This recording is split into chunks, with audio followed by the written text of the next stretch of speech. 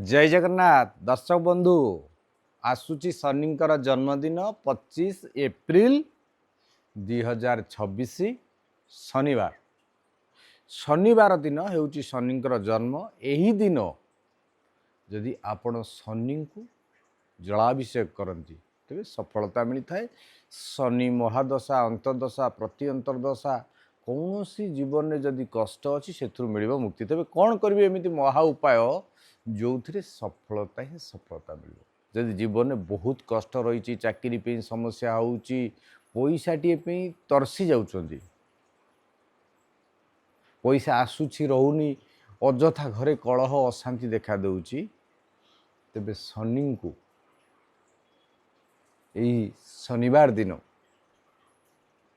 जलाभिषेक जो करेंगे माटी कलश कला माठिया कलश जलाभिषेक करने सहित से राशि पकईकि जदि अभिषेक करती घर अशांति दूर हम।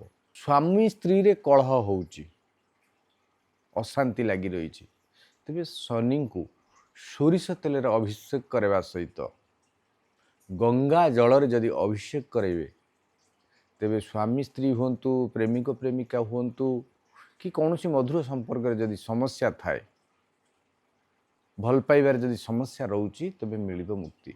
जदि रोग लागिक रही यही दिन टी प्रकृष्ट दिन शनि को अभिषेक करने सहित हनुमान को मध्य पूजा करेंगे।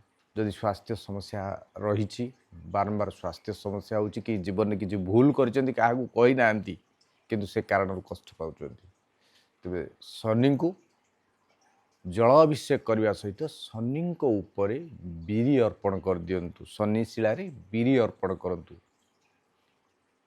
मन रखिए कला माठिया जल आते गंगा जल पकेबे आते निश्चय राशि पकेबे। राशि पकईकि अभिषेक करने सहित सुस्थता कामना करके बीरी अर्पण करदे शनिशिला उपर। आपण के जीवन में जदि सुस्थता चाहूँगी तेज यही उपाय करंतु।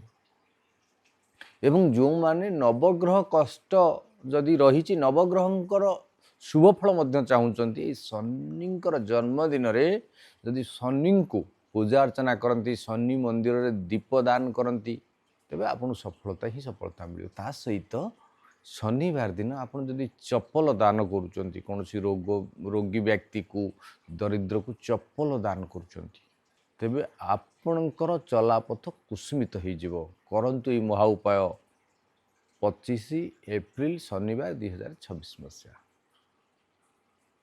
ये महाभिषेक शनिकर करंतु एवं निश्चय शनि को अभिषेक करबा परे हनुमान को मध्य आपण राशि तेल अर्पण करदे न चामेली तेल अर्पण करदे सफलता ही सफलता करंतु ये महा उपाय।